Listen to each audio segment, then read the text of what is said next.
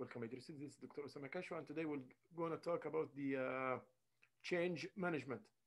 And we will talk about the aspects, the necessities, why change management, what are the levels of management change, when do we do the change management, who's responsible for the change management, the levels of the change, the departments of the change, who's responsible about the change management.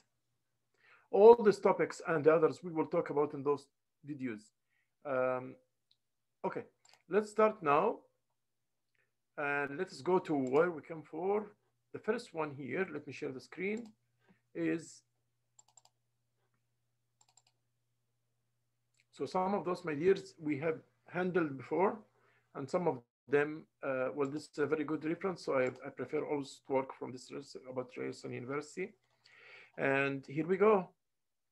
What is the change management? The change management is a structured approach to transitioning individuals, teams, the individuals. So the change will be for the individuals and teams and organizations from a current state to a desired future state.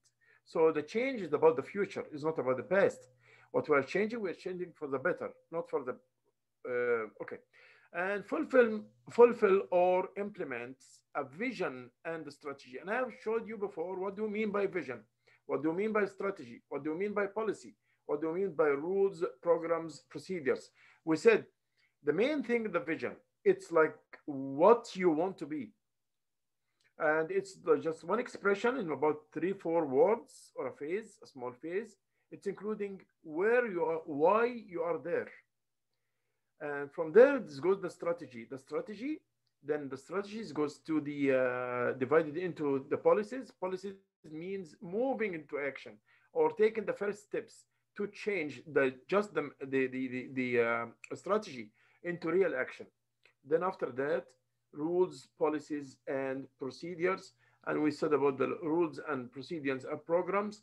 Those are extra or details for the strategy or the components of the strategies. Okay.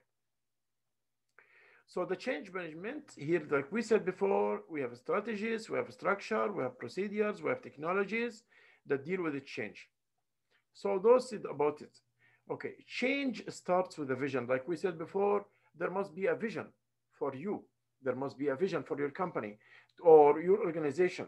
And the vision, a change effort or initiative must start with a vision.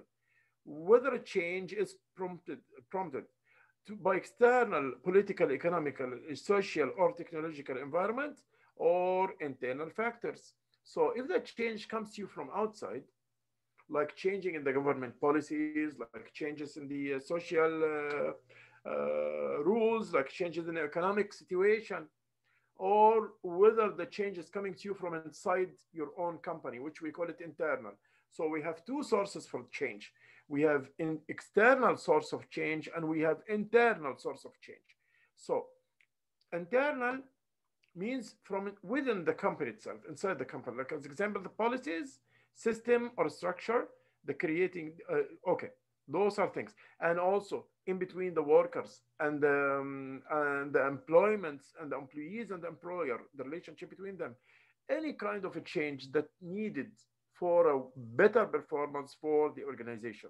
This we call it, okay. Definition, a vision. This is what I want you to know. The vision statement tells you where you are going, where you want to go, where you want to go. Simply, the vision is where you want to go. Like you see here in Toronto as example, the cars of the police, the vision is written to save, to protect. 4 words, to save, to protect. This is an example of the vision. It paints a compelling work of a desired future state. It can make anyone who reads it, hears it, or leaves it. Okay, this is the vision. Okay, the characteristics of the effective vision. For a vision to be effective, there must be things like desirable, means acceptable by everyone. Feasible, you can touch it, you can see it, you can feel it. Focused means in one point. You don't go on many subjects as example. You don't say, I will work, I will succeed, I will do this, I will do that. No, only you focus on one point. And flexible means able to be changed or able to general enough to allow initiatives and alternative responses in the future. If you have more alternative in the future, that will be fine. Communicable also, this is very important, can be fully explained in within 5 minutes. And I told you, just take an example of Toronto police cars when it's written to save and to protect. This shows what do we mean by the vision. How about the strategy? We said the strategy. A strategy will ensure that the vision is achieved. It is unified, comprehensive, and integrated plan that provides a roadmap to achieving the vision. When we go down, like I told you before, you start with the vision, then you go to the strategy, then you go to the policy, then you go to the rules, programs, and procedures. I showed you this in the map before on the board, and I'm saying again. Start with the vision. The vision is divided into, or more details will be found in the strategy. So the strategy is a detailed of the vision. Then from there you go to the policy, which means move into act. Then after that, you go to the more details in rules, programs, and procedures. Okay, common obstacles to change. Are there always there are reasons to be obstacle for change, not to accept the change so easy. People use, like I told you in the lectures before, if you, as example, if I tell you that, hey, there are two roads. This road you know, and you go home from every day. This will take you home in half an hour. And this road, it will take you only in 10 minutes, but it's dark and you don't know who's there. Maybe like homeless people will meet you, or you might be, maybe people like thieves will there or whatever. Which one you want to go? Then you say, no, no, no, no. I know this one, the half an hour. I will go from the one of half an hour, of half an hour.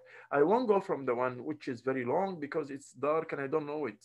So what you know is better than what you don't know. And there is expressions in the whole world about this. Like as example, some expressions they say, the devil you know is better than the angel which you don't know. So this is another point. So this is here, common obstacles of change. What are the common obstacles of change? What are they? We have employees resistance. This is the first one. Communication breakdown. This is another thing. The resistance of the employees for the change because I don't know, like I told you, anything new will be not welcomed. Anything new, any new application or whatever will never be welcomed until you make sure that it's safe for you and it's in your benefits. Okay. Communication breakdown. This is another point as well. And staff turnover during transition. And we talked about before, my dear students, we said, what do we mean by staff turnover? Staff turnover means the people who comes to work and leave the work and find work in another job, another place. This we call it turnover. The high the turnover rate, the high the turnover rate, the low the ability to change. The lower the ability to change. The higher the turnover rate, the lower the ability to change. Because whom you change? Because people comes and leave quickly and go to other place. And the high turnover is always reflecting a bad organization. The high turnover reflects a bad organization because if the organization was good, the people were not in conflict, everything was clear, all the people love each other there, team works are very well, everything is done, communication is best. If everything is fine, then the people why and the web pages and the way and the pay sorry the wages and the pays, everything is in its own place and right, then why you will leave the company and go to work in another company? Then the turnover will be low when everything is right. But because everything is bad, a bad organization, everything, then the turnover is high. So also, as long as the turnover is high, the ability to change is very low because no settlement. There are no settlement. There's no settlement in your organization if it is bad. That's why. So those are the reasons why obstacles of change. Employee resistance, communication breakdown, and staff turnover during transition. So like here now I want to say, if the obstacles, what you will do as a leader, as example, if you have a resistance and you are the leader, then leverage your relationship with your team to address employees' concern. Check out the team, see how they are welcoming, how the your team, and tell them, give them explanation, and know from them what's your employees looking forward, what the reaction regarding the change. Are they are very welcoming for change or no? You will know from the teamwork which is working from you as a leader. So ask for a feedback. That's what I'm talking about. Review. Okay. Second thing is communication breakdown. When you are a leader and you have a communication breakdown that affects the change, what you're gonna do? Communicate key information to employees on ongoing and consistent basis. Always keep in touch with your employees. Know everything. Be updated always with the information about your employees, about their own feedback, about their own reaction to the systems of change. Start staff turnover. Whenever you get a very high staff turnover, look for the reasons why your company with a high turnover rate. Why the ratio in your company is so high? Engage your team by involving them initiative, coach, mentor, and enrich their rules for the team and the rules. And also look for the reasons why the turnover is high in your company and try to satisfy the people by wages, by pays, by incentives, by motives. You have to satisfy them, and at the same time, there is a, if there is a kind of conflict between the employees, reduce this conflict to its lowest level. No stress. Try to let the stress as lower as possible. Also between the employees, so no one will leave your organization. That's fine. Those are the reasons why the change fall. Rules and responsibilities for change. We know now there's something called the sponsor, is usually the director or dean of the department and faculty. Okay, he is the person who's responsible, have the responsibility of the change, and he provides funding and resolves for any problems, and we call him the sponsor, and he approves major deliverables and provides high level directions. The second thing is the champion is usually the vice, like the vice manager or chair of the department. Okay, uh, he's actually the one who's responsible about moving from just ideas into real world. Like he brings the changes vision into life. Means he translate the words, the verbal words into action. He move into action. He moves into action. The change agent is person or group that assists the department faculty to implement the proposed change. They're focusing on assisting and advising coaching. They have may act in a number of rules. They data gather. They gather data about the change, about the people's how they reflect about the reflect of the people or the reaction of the people toward the change. So they know all this. Has no direct line authority. They don't have a direct line authority. They have a staff authority. So they are not their opinions are not mandatory to be obeyed or obligated as a subject matter experts in the change management process. So now we will come to what you have in your case study, and this is very important. Just you will apply it by an example. That's it. You will do it by an example. So the model of the change, how it looks like. The first thing is increase urgency. So let your employees feel that you have something that need to be changed, a situation, a bad situation in your company that need to be changed. Okay. Build a guiding team from the people who are working with you as a leader. Check a good team, select a good team that will work with you. Get the vision right. We said everything, every work for change will start with a vision. Then step communicate for buy-in. Empower action. Empowering means to give the authorities to the lower levels in the organization, give them the authorities to move on and to act on behalf of you as a leader or as a manager. Create short term wins, don't let up, and make change stick. So, change will be a chronic, will be a permanent things that you will always do and will be acceptable by all the people who are working with you in the organization. 8 steps to effective change. Like, as example, what works for the increasing the urgency means you make it, you show that the change is very important. So, what are the things that will work? Or okay, creating a compelling story, never understanding how much complacency, fears, and anger exists, creating the vision. So this, okay, but don't do this. Don't do what I would say now. Focusing exclusively on building a rational business case, ignoring a lack of urgency, like you say, hey, we can wait for the change. It's not a big problem. It's not an urgent matter, though it's urgent.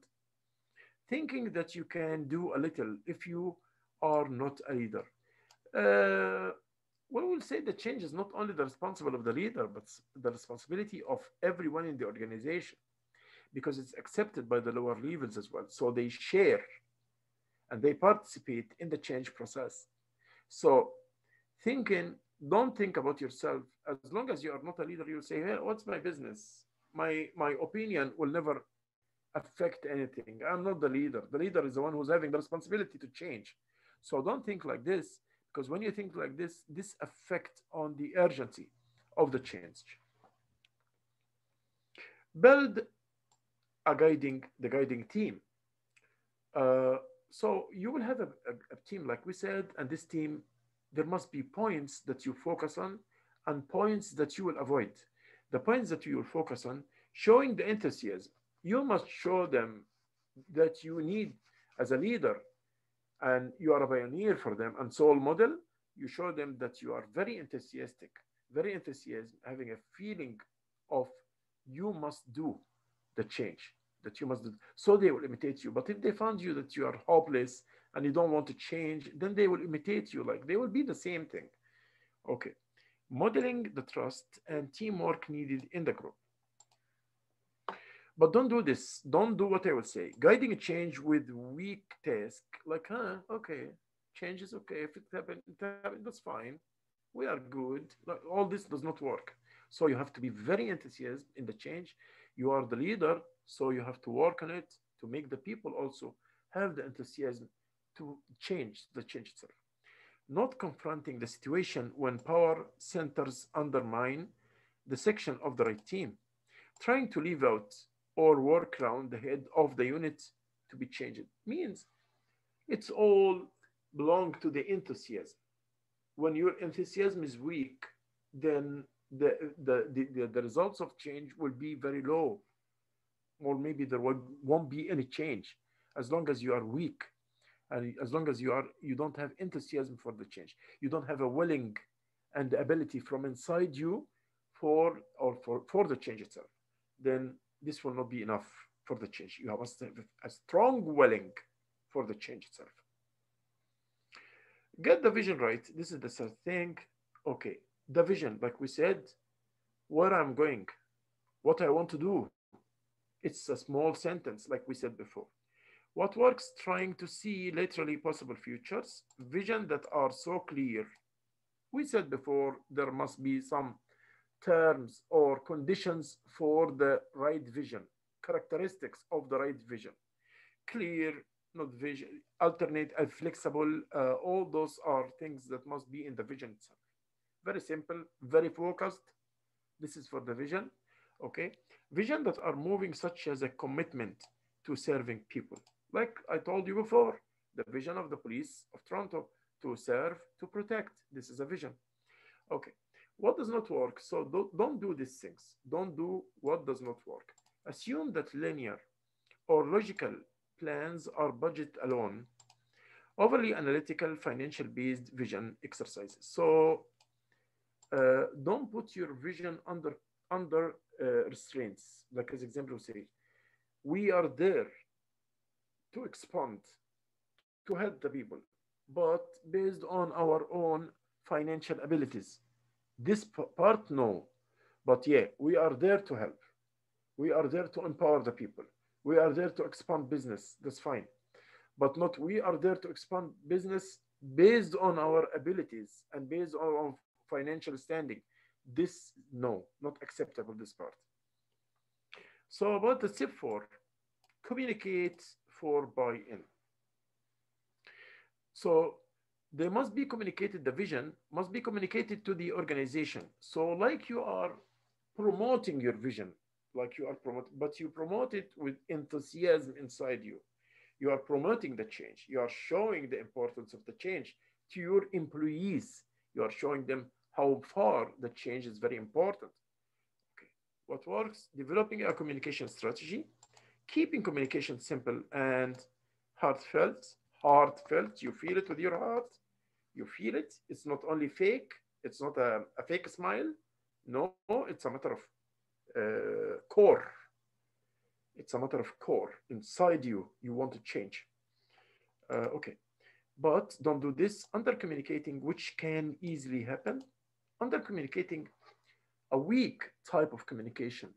So you must, when you communicate with the others, especially your employees, you must have a good way to contact them and to communicate them. Communication is the transformation of the transform or the transfer of information between the sender and the receiver. So you are as an employer, you are a sender, and the employees are the receivers. So you must be on the right path. Also,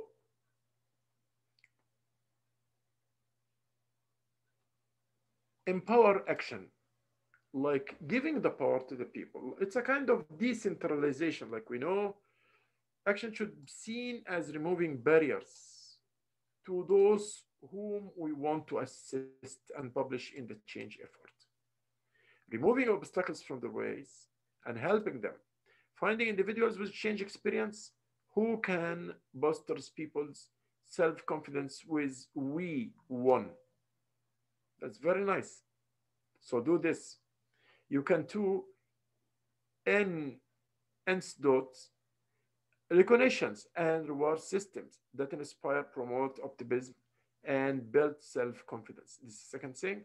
Feedback that can help people make better decisions. Those are the things which you can do for the empowering the people. But don't do this trying to remove all the barriers at once. Never. So if I give you a correct question, you can empower the action for change by removing all the barriers at once. True or false? It's false. So take it step by step. The change is a step by step. It's not all of a sudden. It will never happen. So don't make all the changes all at once. This is a very big mistake. Giving in your own pessimism and fears. Also, so don't show your own ideas. Then, as example, say, I'm not optimistic. I'm pessimistic here in this point. Though I like this change, but I'm very afraid of the change. Okay, if you are the leader and you're saying like this, how about the people who are listening to you, the employees? How you will convince them? And you yourself are very scared. So you have to be a role model. So for them, you have to be a role model. So don't show that you are worried of the change. Or if you are hesitated about the change, don't show this to the employees. Because if you are worried, how about them? They are sitting just listening to you to see what's about this change. Is it good or bad?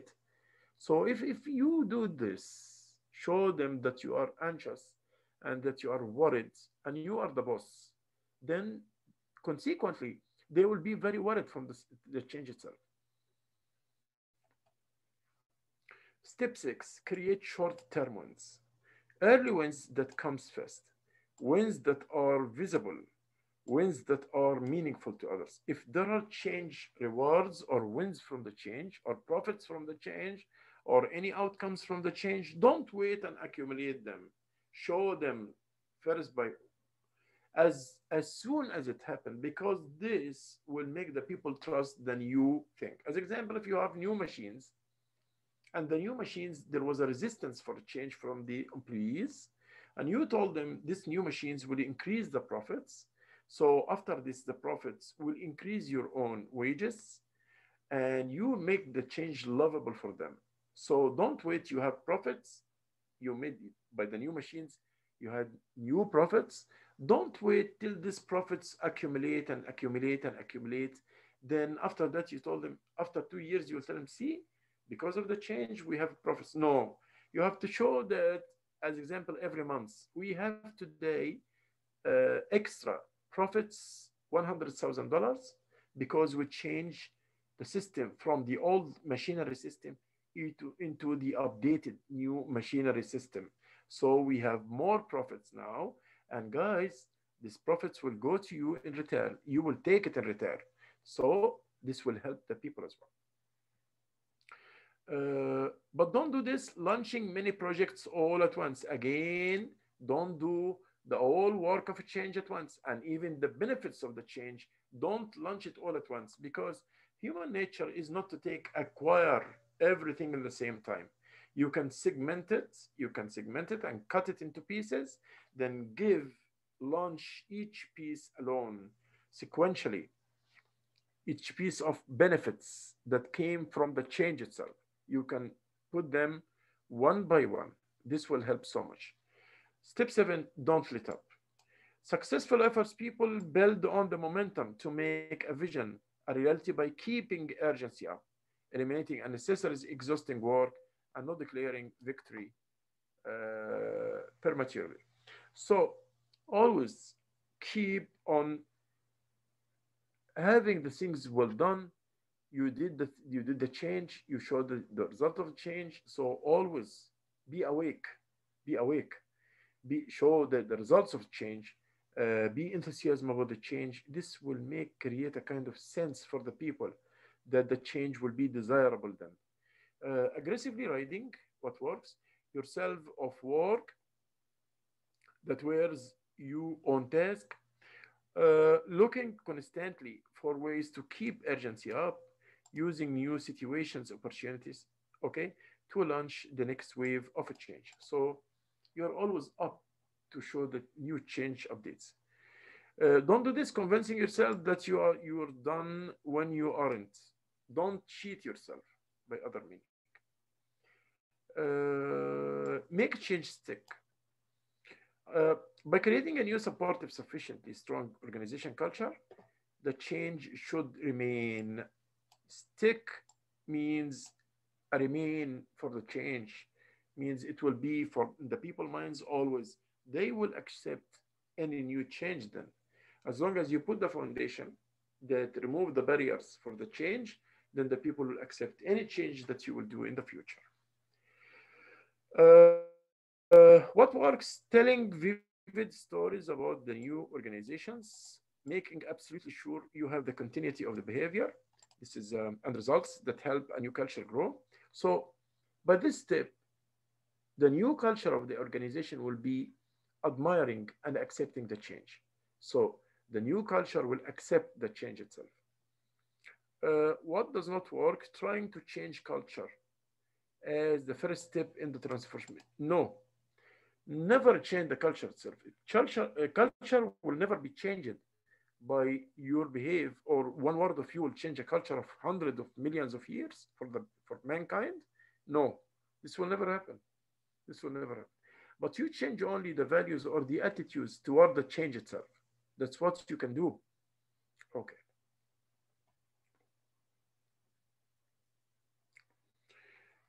And the communication, like we said, the transformation of ideas in between two persons, the sender and the receiver. Okay. We have advantage and disadvantages of communication channels. Like we have advantage and disadvantage of communication channels. So we have direct communication, we have indirect communication, we have verbal communication, we have written communication. We have actually, when we classify it, we can classify it into two kinds of communication: mass communication and face-to-face communication. So the mass communication is like the emails, the internet, the memos, the newsletter, and the face-to-face communication like the meetings, information sessions. So it's like life. Like in our lecture, it's a face-to-face, but the mass communication is through the email and this things. But the advantage of the mass is having advantage as well. Everyone is having advantage and disadvantage. It's cost effective, so it does not cost too much. Efficient, yeah. Communicates routine, changes things which is routine, so you can send it by the emails. It doesn't need any discussion or anything. That's fine. Allow organization to reach a large audiences, because one email you will do with a click, one click, you will send what you want to hundreds and thousands of people.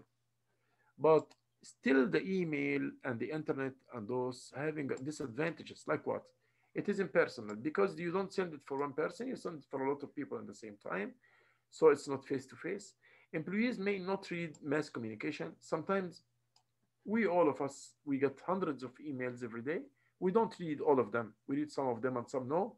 Does not easily facilitate an environment in which recipient can ask questions. So if I have a questions now, I got an email. If you got an email from me and you have a questions, then it's very hard to find me live with you, like answer the questions, like when we sit face to face. Sitting face to face is the fastest way to get the for the acquisition of the information, for getting the information, the face to face contact. But the emails and these things, you might have a question and there's no answers. So you have to ask me for the answer then. The face to face communications is meeting information. I want to tell you something, that the advantage of the mass is to avoid the disadvantages of the face to face and the opposite. So each of them, like avoiding the disadvantages of the other. Each of them is to avoid the disadvantage of the other. So the advantage enable leaders to enforce importance, because when we are live or face to face, I can tell you the importance of the subject which I'm talking about. Allows employees to ask immediate questions. Enable employees to receive information from leaders and whatever. But the disadvantages of face-to-face communication, that is time consuming. Sometimes people do meetings and stay for a long time. And just to say one idea, you can send it by the email and done. Ineffective for reaching employees sometimes. Executive presence may discourage employees from openly voicing. As example, some of the people might control the meeting, or their voices will be loud, so the other people will never be able to say, to express their feelings, or whatever they need to know about the change or whatever. Okay, inappropriately timed and too detailed information. Sometimes it's in the meeting will be in a time that is not appropriate for me. It's not proper for me. So this is also a disadvantage.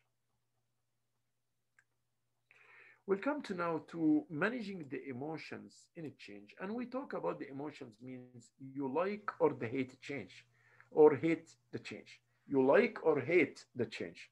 This is what we mean by meeting in emotions, the emotions in change. And of course, this line is the most important one, which I want you to know, that resistance to change is the largest obstacle that leaders are faced with when initiating a change. Usually, the resistance of change is the core of the change process, obstacles or barriers. And this you must expect it. Like I told you, the example of the two roads, the dark road, which will take 10 minutes, and the light and road, which will take you home in 15 minutes, then you will prefer the long one with lights, and the safe one will take more time, but you will accept it because you know it and you are accustomed to it and you are familiar with it and you did it a lot of times. So this will be better for you than going in a way which you don't know. The phases of transition we have here, the phases of transition are three, like you see here: ending, losing, letting go, the neutral zone, and the new beginning. So as a leader to change, your role will be to support and encourage your staff throughout each phase. You are the leader. Those are three phases. You have to support the employees in each phase of those. It is important to recognize the transition is not linear, and therefore those that are impacted sometimes find themselves moving back and forth between the phases. So because it's new thing, so you might be here and there. So the first phase, ending, losing, and letting go. In this phase, staff and faculty must come to a point where they can go to the old situation. And until they let go, they will not be able to move on. This is the first step. The possible reactions: sense of shock, fear of a change, resentment, apathy, loss. Behavior to watch here is asking questions, challenging, complaining, failing to see any positive outcomes, trouble sleeping, withdrawal, or blame. Those are things, the behaviors of these steps.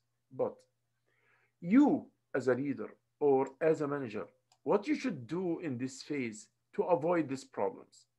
You, as a leader, what you will do to avoid these problems. First, you have to identify what each individual will be losing. Second, accept your employee reactions. You accept it. You don't refuse it from the start. Like people are saying, "Hey, we don't need new machines. It will make us like it will some of us will dismiss their jobs." And this and that. Say, wait a minute, wait a minute. I will tell you something about the change. You as a manager, you have to take and not give. You have to listen more than you talk. Okay. Be open about losses and show empathy to those affected. If there are losses, yes, we have some losses actually, but we will gain in the long run more than what we are losing. Look the ways to compensate your employees for their losses. Okay, whoever will lose a part of his job, he will go to the Ministry of Labor and they will give him compensations. Or we'll put him for another job that will need promotion and he will be fine. So, but be very explicit and be honest. Don't hide. So, any bad facts, you have to be uh, like the doctor. If some patient's having a cancer and he goes to him and says, "We must remove the tumor because if it's left, you will die so soon." So here he said what he has to do, and at the same time he listened to the patient, and he made the decision, and he's convincing the decision into his patient. This is the way it is. So provide your employees with a lot of information, show care and concern, ask the reaction, listen and pay attention to what you are hearing about people to give them, okay, to grieve and respond to their questions. This is the first start or the first step. The second step is the neutral zone. In this area phase, staff and faculty are in gap between the old and the new. So I'm stand still like this. What's wrong? The old was better, or the new is better. So I don't know. I don't know which one is good for me. Like I'm standing here, neutral zone. Neutral means neither here nor there, neither for the update and the change, nor for the old situation. It's in the middle between them. So no longer works and the new has yet to be established. So the possible reactions: anxiety, confusion in this area where you don't know what you don't know. I don't know. Shall I make the change or no? Shall I accept the change or I won't accept it? Is it good for me or bad? I'm in this situation now, neutral. Okay. Confusion, decreased motivation, and some hope. You want a hope that everything will be fine. Behavior to watch: adjustment, bargaining, willingness to get involved. Tips for leaders. What are the tips for the leaders then? The tips for the leaders in this phase or the phase two or the neutral zone is talk to your staff and faculty about the feelings. Talk with them. Okay. As example, as a patient is going to the doctor because he's having a tumor, let's say, and the doctor is telling him we must make a surgery to remove the tumor, a part of the tumor. Then the patient is listening. So the doctor share him and tell him, so when we remove it, there will be little pain in the start cell, but after that, the pain will be removed. So this create temporary policies, procedures to structure as necessary, strengthen connection within your team, the team which was working with you, encourage your employees to think of the new ways of doing things. Just let them think that the change will be better for them. Involve people in trying out ideas. Start training people on the new skills that will need. Continue to explain the purpose and play. This is the phase two. How about phase three? The new beginning. In this now, we moved in the change. In this phase, staff and faculty begin to show emotional commitment to the new state. Possible reactions, new energy, new identity, and sense of purpose. The behavior to watch is rebuilding and cooperation. The people are cooperating with you or no. Clear focus and planning. In this phase, the new beginning, you as a leader has to do this point. Explain the purpose for new beginning. Continue to communicate the vision. Still working on it. Like the tumor, let's say the example. If an example, a patient is going to a doctor for removing a tumor, then he will continue on telling him it's very important because it's better than using chemicals or whatever for the drugs. Surgery will be better for you, this and that. So he's showing him that this is the right path. Developing a transition plan. In this stage, the leader will develop a transition plan. Give your employees parts to play in the transition. This is another point. Okay. Things also like those, what we will do when we have an employees that resist the change. Employees feel they will suffer from the change. Then what you will do then as a leader, use communication strategy that solicits employees' inputs. Organization does not communicate expectations clearly, then do not send mixed signals regarding the change.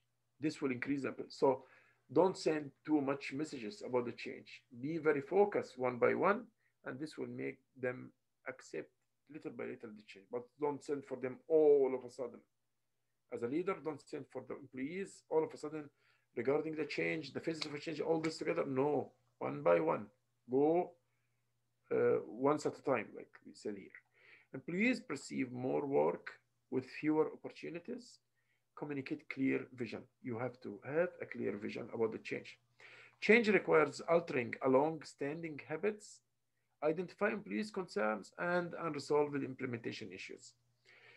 Relationship harbor unresolved resentments, provide employees with a timeline and defined approach to the outcomes. So give them a grace of time.